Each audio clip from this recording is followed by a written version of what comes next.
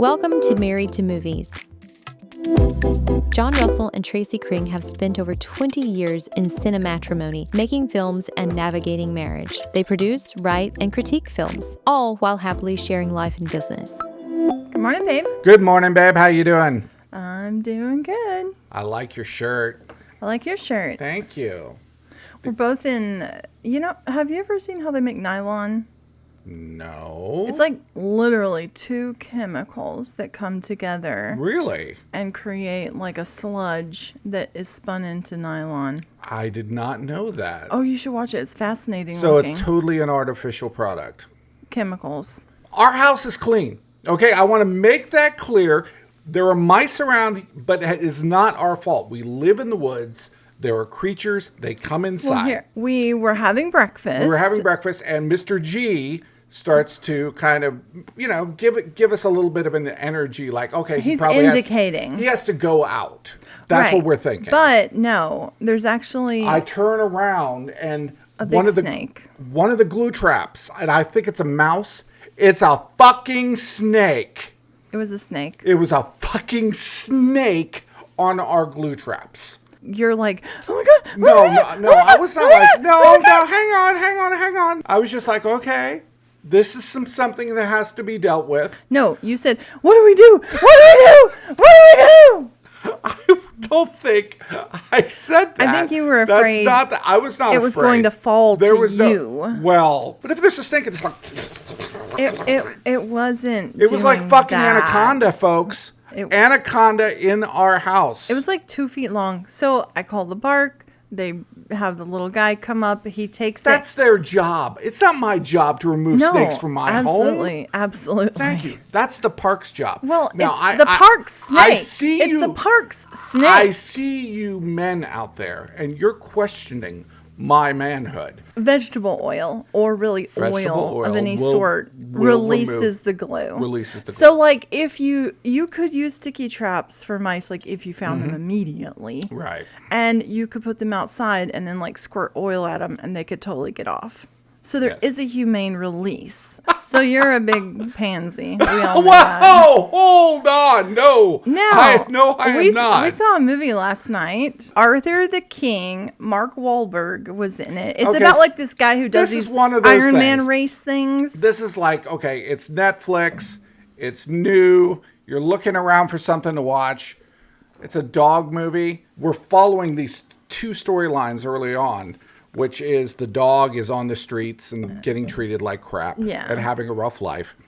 And Mark Wahlberg is a total douche. Yeah, he like really screws up like 3 years ago during the Iron Man. He's a terrible person. He's kind of a terrible person. He's also doing that thing that Mark Wahlberg will do, right? Which is kind of like... How's your mom? No, it's like the whine scream. The whine scream. Yeah, it's like he's able to whine and scream at the same time. Yes. Do you remember Harvey Weinstein? He got canceled. Yes, he's canceled. He did. The whole first part, he's being a total dick. This dog is like on the down and out. He's trying to get the money for and then his... he's tricking, kind of tricking people. This is my last chance to be somebody, to set my legacy. And look, anytime anybody is trying to create legacy and that's the motivation for watching the show, I'm just like, fuck you, man. Honestly. Nobody gives a shit. I never even heard of this competition before this movie. I don't believe in legacy. No, legacy is ego. Bullshit. Oh, it is. It's totally ego. It's just ego. His wife is being so long-suffering. Oh, my God. She suffers. She's being so understanding. They go on the race. Dickishness. He's acting the exact same. Mm-hmm. No gratitude for what he's, gotten everybody there. Nothing. He's a total snipping and snapping at his other teammates. They're miserable. We've only seen this dog maybe, 2 or 3 minutes in the first 45 minutes of this movie. Maybe if that. Maybe. And then he feeds him a meatball for 54 minutes. Hardly any dog. And I'm just like, where's the dog? Because I can't.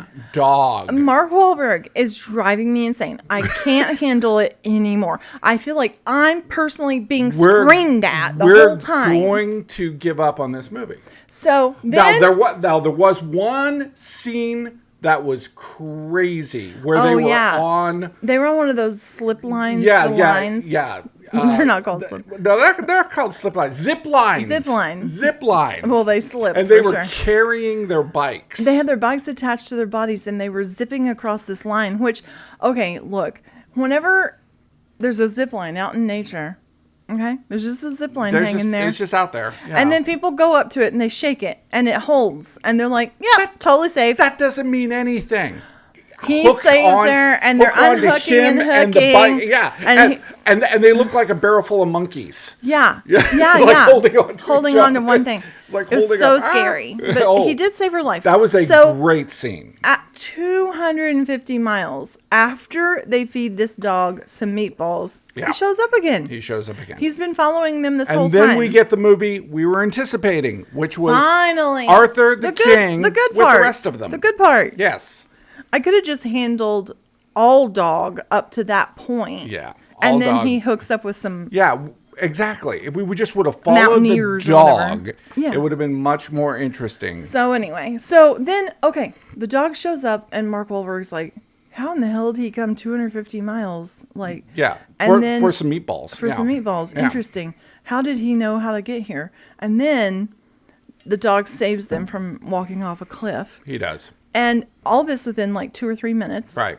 And then Mark Wahlberg completely 180s. He becomes the man the best we leader. Knew he could be. The leader that team needed. Everything. The best at everything. Exactly. And I'm like... Because of Arthur the King. That was not character development so much as a character 180. It was just... It was a Jekyll and Hyde moment. Yeah, totally. A guilty pleasure movie I have. Is this a dog movie? No. Oh. It's that Mel Gibson, Helen Hunt movie where he turns in. Oh, that movie He hears women's thoughts. I hate that movie. I know. It's terrible. More than just about any movie I've ever seen. It follows the 3-act rule. Okay. So completely. Okay. That just about exactly at 30 minutes in, the inciting incident happens. He realizes. No. And then the next, like, it follows it completely. There's a whole subgenre of film about men lying to women, and these are called romantic comedies. Okay? You're talking about You Got Mail. You're talking about Sleepless in Seattle. You're talking about Can't Buy Me Love, which is kind of them lying to everybody. Going all the way back to Cyrano de Bergerac. These are basically built on guys lying their asses off. And then the women at the end going, oh, he must have loved me because he lied to me. It's called grooming. Oh, it's called grooming, and it's called men are writing this shit. Right. This and is true. Trying to normalize and romanticize women being treated like crap. Yeah. We saw Spider-Man. We did. And it was, I think, quite a bit better than I expected it to be. I've eaten entirely too much candy. There was a lot of candy. Because the movie was so long. It was a 2.5-hour movie. If you just eat a piece of candy every so often. Well, and it's a long-ass movie. You open your box before the movie starts. No, I don't. Well, yeah. Because I bring in contraband, so I'm not going to open it before the lights go out. Okay. Okay. If they did not know that you were going to be bringing in candy, then why is it next to a grocery store that has movie candy in it? They know. No, there's always, they're aware. There's always a CVS. There's Walgreens, always movie candy. Something with the movie box candy. Our place that we like to go is right next to a Chinese restaurant. That's true. So we've gotten in the habit a little bit of getting maybe some crab rangoon, getting some egg rolls, getting maybe an egg roll, maybe some chicken on the stick, maybe a chicken on a stick. Yes. And then, but hand foods. It's got to be a hand food. Yeah. Yeah, I wouldn't bring in like any. We're not doing chow mein. I wouldn't do lo mein. We're not doing soup. General Tso's is not going to be good for eating get everywhere. That's not working. Who's sitting next to you? And you had like a 7-year-old sitting next to you. You're like, she's definitely cool. She's not going to narc on us. Yeah. And I'm like, you gotta think about these that. teenage girls over here. You got to judge them. We're fucked. We cannot eat our egg rolls. That's true. We had to wait on our egg rolls. Do you think people are listening and going, are they ever going to get back to Spider-Man? Oh, yeah. No, I really liked it. No, it was done really well as far as like one of those stories that has like multiple characters interacting. Everybody actually had an arc. Everybody had something to do. Serving Spider-Man. Yes, exactly. The character that Sadie Sink plays, which I'm not going to tell you, that's a spoiler. Is it? Her character, okay. yes. And the Incredible Hulk, Mark Ruffalo's looked really character. good. The effects looked great. The best Punisher I've seen used outside of a Punisher film. Like, who's the Punisher in the Punisher film? Well, the same guy. And I don't like him. I know you don't like him. And I think he actually is a really good Punisher. He is an excellent Punisher. And his... John Barenthal. Woo, you got it. John Barenthal. He had a real journey, and sort of a lot of the comic relief came through him. Yeah. He was really, really funny.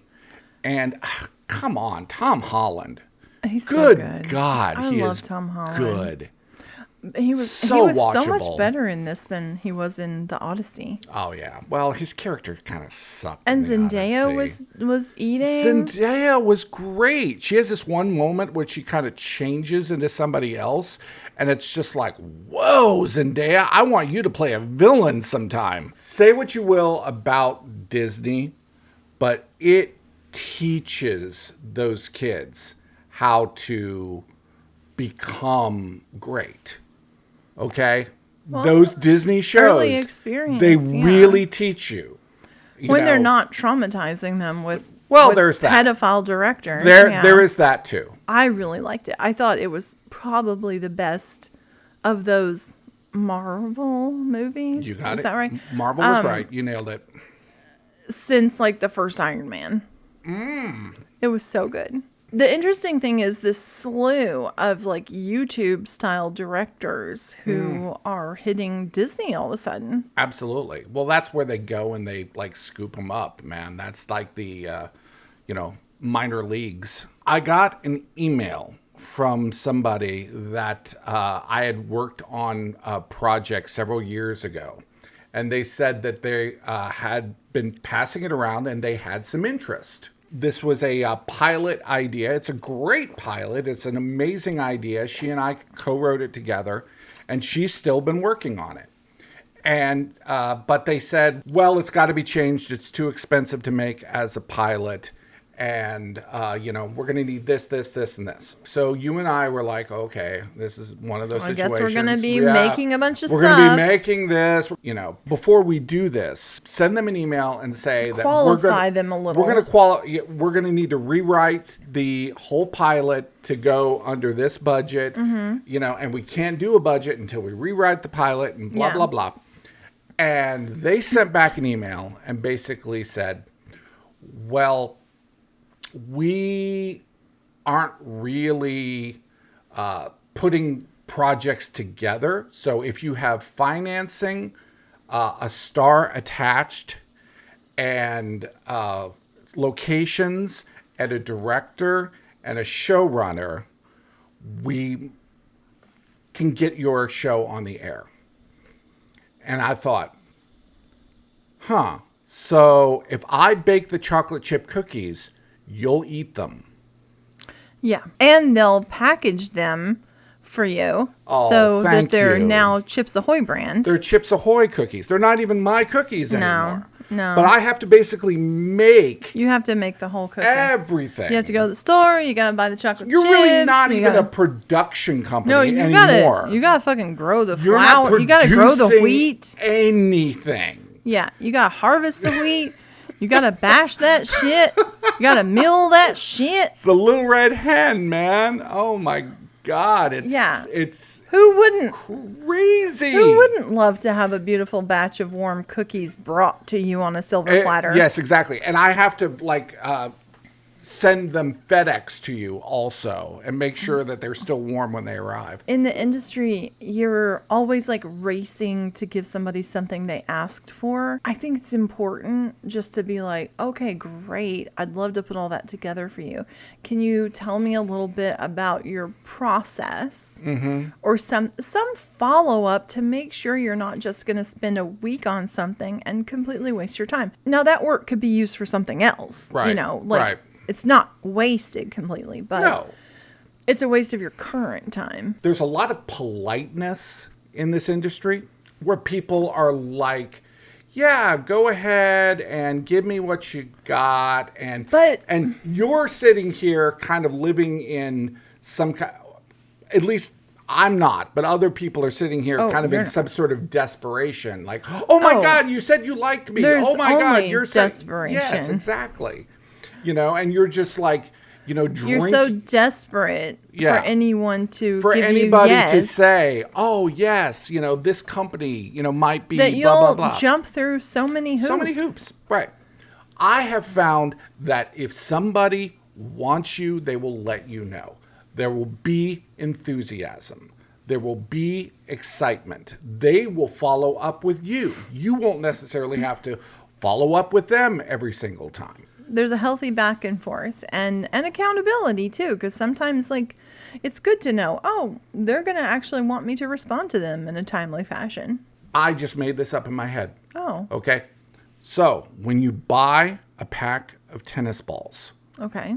there's like 4 balls in the pack. Okay. Okay.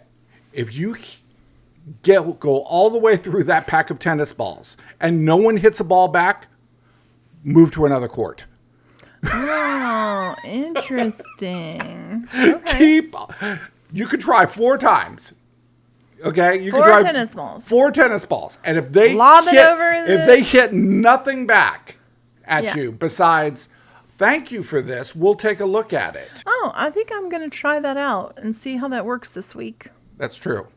I'm not sure if it's always 4. Sometimes it's 3. There's a new show called Furious. It has Emmy Rossum in it from Shameless. It's about a female serial killer. But she's not it. Yeah, she's the cop who's like investigating. And then there is, but she's like experienced trauma. From a cop that she works with still. Yeah, she still sees him. Really weird, really creepy. And then the serial killer is basically taking revenge for her trauma because she was like trafficked. Right. Yeah. And she's killing the people who, you know, used her when she was trafficked. Yeah. And it's a weird show because I'm not ever sure I'm actually going to watch it. It's like, okay, I think I'm done. All right, I'll watch it again. I'll watch the next episode. Okay, that's enough. Well, everything. Okay, one more. There's just enough like, at the end of every episode that it does keep you coming back, even if during it you're a little weird. The other cop. She's really good, and she's like got a little bit of an alcohol problem. Has a lot of She's been doing attitude. this a long time. You know, she's that sort of cliche of the burnt out cop. It would always be an old white dude with like a crew cut. But she's so really good. funny. Yeah, she's great. And really very dark. And very good at her job. The dude who's her buddy, though, is the guy from *Halt and Catch Fire*. I think his name is is it Scoot? I don't know. Scoot McNairy? What? Scoot? Where did that come from? I think his name is Scoot. Like in real life, his name is Scoot? I'm pretty sure. Holy God. Okay, I'm going to check that out. Aren't you pretty much going to become an actor if your name is Scoot? Yeah, exactly. That's like Clu I don't know Gulager. what else you could be besides an actor if your name is Scoot. Clu Gulager had one of the best names. You could become a mechanic. Hey, Scoot. Yeah. Get over here and change the differential. Is that a thing? I think there's a differential. There is. There's a differential. Of something. Differential fluid. Well, so she's got this trauma from her past, the cop, the Emmy Rossum character, and it causes her to be afraid to take showers. Yeah, she was like abused, like he drug her out of a shower or something, and he like beat her. Well, it's a vulnerable position to be in. Absolutely, you're naked, and yes, absolutely. So, her buddy there is like, I don't know how to say this. You stink. And like, we haven't seen her shower. We've seen her be afraid of the shower. We've seen like shots of the shower head, and she's like, and it's kind of like shots of like the snake. Yeah. That was, in my. Yeah. It's like okay. So, he says it, and then they piss off this woman they're asking questions to. She says it. He has her put on some like cologne. Her sister smells it. And then her sister says, well, she's probably not showering because it's like trauma and stuff. And then he mentions it when he takes her home. He's like, hey, if it would work for you, I'll sit here. I won't look. I'll just be here and you can take a shower. It's a nice scene because he's showing that he's a friend. I like that. understands. It was the rule of 3 and they did 4. They did 4. They shot it. And then they mentioned it, and then a stranger mentioned it. Yeah. Like, you stink. And it was just like, yeah. And even if someone was homeless, you would be really reluctant to go, you stink, motherfucker. I mean, that would be, So it was... weird. There is some telegraphing that happens in this show. There was also something that happened with a girl's hair where I knew... At the end of this... she's going to get her hair cut. Yeah, she's going to get all her hair cut off because this hair represents, a trauma. It's kind of obvious at times. Yeah, it was. But I knew it was happening, and then it finally happened, and it was just like, oh, God. No, duh. Yeah. So... You have to assume the audience, is clued in. Or just a tiny bit ahead of you. Constance Schulman showed up as the bad guy ex's Constance is the mother of our very good friend Gus Burney from who was in Darcy, right? Who has exploded and done about 3 or 4 Netflix series in a row. She's one of those people that if you saw her, you go, "Oh yeah, I know her." Well, fried green tomatoes. You know her voice Absolutely. From the Rugrats. Orange is the new black. Constance is like this mother who's apparently dying. Yeah, and she knows her son's a piece of shit. Right, and her son who had beat Emmy Rossum's character says, come and see my mother because she feels like you're her daughter. The whole time, I'm like, fuck you, dude. Absolutely. No way. No way. So she relents. She goes there. And the mom's like, tell everybody my son didn't do that. Oh, it was a great scene. It was a great scene because it seemed like it was going to be like this scene between them. And she's just manipulating her too. Yeah. And then he gets so like awful. kind of pre-violent and runs after her. She pulls a gun on him. Yeah, she's like, let's go. Let's go. Let's go. Yeah, she was ready with that gun. She was ready.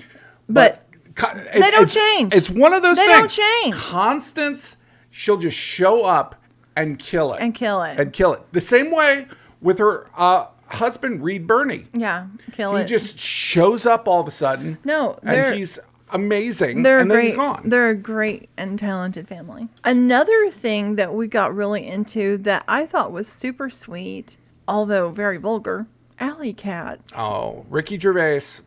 Alley cats. It was so Ricky Gervais. It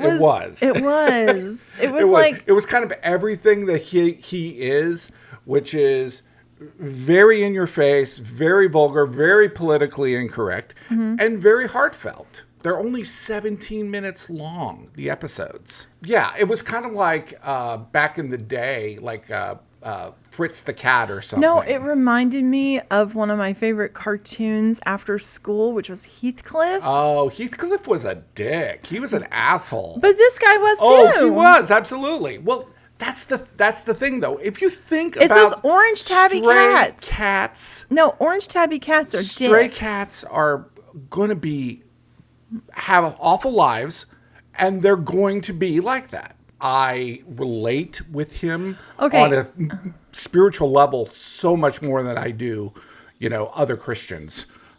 I find him very spiritual. He's incredibly spiritual. He's very interested in being decent. Yes. and having heart and caring and being funny, being incredibly funny, and not being afraid to be rude. Yeah. And go way over the top. He goes way over the top. There's some like really, really dirty, I wouldn't even call them jokes. It's just like, but you know who said that he loved Alley Cats was John Cleese. Aww. I mean, John Cleese, one of the funniest fuckers in history. Yeah. Because apparently people were giving the show, like they weren't giving it its due. They were saying it wasn't good. You know, that it was too rude. It was too vulgar. There was too much language. It was too, and I but here's object, the thing. Your Honor. Here's it was awesome. Maybe if you were British, it would be too much. But if you're like American, these are not our cuss words. We saw The Last House. Oh yeah, that's another one of those Netflix movies where so it's on and you're like, okay. The guy who plays the dad, it's a dad and mom and two kids. He played Pablo Escobar. Oh, he played from Pablo Narcos. Escobar. Have you been doing some research? No. I feel like you are doing research. No. I feel like that is illegal to do research and not prepare and it me was the girl, with the research that you have done. It was the girl from Past Lives. You bring up that guy, Seth or Scoot McNairy. Come on. Oh, okay. It's on now. You're going to try to out-research me? You're going to try to make me look bad? That's the dude from Narcos. Oh, you've never even watched Narcos. Who is in Narcos? Tell me this. Well, Pablo Escobar. Pedro Pascal. Okay. Pedro Pascal. Don't tell me I've never seen fucking Narcos. Okay. I just want to say that guy is bargain basement Pedro Pascal. Kind of, yeah. He is absolutely bargain basement Pedro Pascal. And had Pedro been in it, I would have been infinitely more interested. Oh, that would have been a much better movie. Much better movie. And it was the girl from Past Lives. Okay. Right? Yeah, Who was the mom. Yes. The two of them, though, are the cast. Everybody else is the whole nobody. Film takes place inside this house. Yeah. And it's like the house, there's like a rain that comes and it seals you in the house.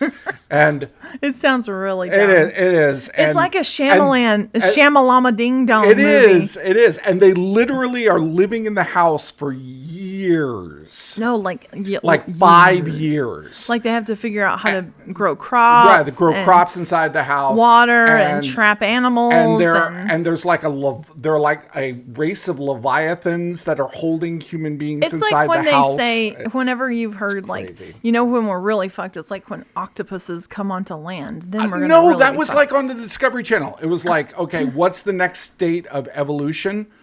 Octopus. Well, they already can be on coming land. onto land. No, they already can walk around. But these are like psychic octopus that apparently have power over the weather, and they can like close doors and stuff. I don't know. And they look like Davy Jones on Dead Man's Chest. I really liked... Yeah, it looked just like Davy Jones. Yeah, totally. I really liked the Swiss Family Robinson-ness. Yes. Swiss Family is like one of my all-time faves. Right. This is why I love It was like Home Blue Alone Lagoon. meets Swiss This is Family why I learned Robinson. Return to... It's like you build everything, and this guy was an engineer. Figuring stuff out, and he figured out how to throw traps. The only way you could get outside was up through the chimney, so they would like catch foxes and ferrets and things. He would like make these elaborate traps and like remotes. And they only had 2 movies on DVD, and somehow the power stayed on an inordinate amount of time. That's sure it did. 2 movies were Air Force One and Annie. Air Force One. We have like 100 DVDs that we never ever watch. Well, here's the thing. Every time I'm like, oh, I can't find something. I'm like, oh, let me look through my... It's not in my DVD collection. No. See, that's the thing. Like, 7? I don't need 7 in my DVD collection. I'm not going to pull out... Oh, guess what I'm in the mood for today? 7. Here's the rule. You can't want to see anything. You just have to Russian roulette. You just have to, like, go in there and grab it. You know what I've not wanted to see randomly? What? in my Warlock Never really sat around and said, Are we talking about I Warlock really or Warlock 2, the Armageddon? No, Warlock 1 Okay. with Julian Sands. Well, dearly Warlock departed 2, Julian Warlock 2, Sands. No, Warlock 2 does not have Julian Sands. I'm not talking about one that What the hell does not happened have to Julian Sands? No, he he's was one like of the, went up in a mountain there's a and whole, he died. No, there's a whole thing about people who go hiking Is there a and documentary disappear. about this? Like, what happened to Julian Sands? Did they ever find his body? There is a documentary that talks about people going missing / dying in national parks every year. Oh, and there's like hundreds. So I'm like, we live in a park, and I'm like, I know people are dead out in the woods. That's why when I hear sounds, I don't go investigate. That could be Julian Sands out there. It's a haint. How do you think they get created? That ain't Julian Sands. And the snake in the house is the haint trying to get in. So I got to hang bottles in the trees now. It's been coming up more and more because hard drives are so expensive right now because of possibly 2 factors. 1, data centers. And 2, this whole Strait of Hormuz petroleum oil situation. Did you hear, did you see the thing online where somebody pointed out that Linda Hamilton was blowing up data centers in Terminator 2? Yeah. Whenever you're looking at a film and you're like, okay, well, what's my budget breakdown? Typically, I put like $1,000, $2,000 in for hard drives, but because you have to have a main hard drive and a backup hard drives. Back about 10 years ago, a full feature would have been about 10 terabytes. Okay. Now, 5 years before that, it would have been like 2 terabytes. Right. Okay. Now, yes, cameras have gotten better, you know, I mean, but still, now a film may be 90 terabytes. I was looking at the film we did, Darcy, and I pulled up that hard drive, and that whole hard drive, I remember when I got it, it was like, oh my God, this hard drive is like the biggest thing I've ever heard of, and it was like 4 terabytes. Yeah. And then I was like, you remember when... they don't even sell smaller hard drives really that much anymore. Solid states they do. But then I was like looking at Hobo Jesus. And I remember one of those hard drives did go out. And our backup was in New York City with the guy, the second camera guy, Lewis. And he sent me a copy of it. And I remember, oh my God, it was so expensive. It was 1.5 terabytes for the whole damn film. I'm like, what are we doing because of the prices? It has to do with the quality, though, is what creates the huge need for terabyte, right? Yeah, but like, because it's 4K, it's 8K, overkill? It's 12K. It's, but really, it's more about the bit depth. Like the dimension of the thing has a lot less to do with the file size. Right. I don't know. I just feel like we need to really be thinking as independent filmmakers, like, is this going to be on an IMAX screen, or is this literally going to be in some smaller theaters? Is it going to be on streaming? Is it going to be on your phone? Are you going to be... Right now, like, just to have a raid for one film, it's going to be like $4,000. I was thinking about that, actually, because I did not know the story of Skinamarink. Skinamarink, which was like a $15,000 film. Okay. And it was playing in film festivals. And somebody took that film and basically stole it, posted it online, and it became a phenomenon. Yeah. And I think that is an interesting, and I think that the YouTube and the things like that have proven. The YouTube, exactly. YouTube has proven that it's all about people seeing your work. It's not necessarily even about making money off of that work. It's about building a name. And that director is going on to bigger, and better things. I think we worry too much about holding on to our product instead of letting people see it and letting it find its audience. But that's like expecting creatives who actually have to make a living to continue to buy lottery tickets. I think that's a really dumb model. I understand. Because eventually so many creatives are going to be in other fields. There's not going to be creatives. Well, now you're this too, and you're this, and you're this, and you're this, because we're eliminating all of the different levels. I have to be a marketing team. Yeah. I have to be a copywriter. I have to be You have to be graphic designer. You have to be a designer. I have to be a web designer. You have to I have to be a fucking lawyer. You I have to be an banker. accountant. You have to be yes, absolutely. Yeah. 100%. Yeah, exactly. Do your own contracts and everything. I don't know. Super safe. Is it a sustainable model? Film at 11. It's hard not to get romantic about movies. Follow, like, and be part of the conversation. Tune in next week for more Married to Movies with Jon and Tracy.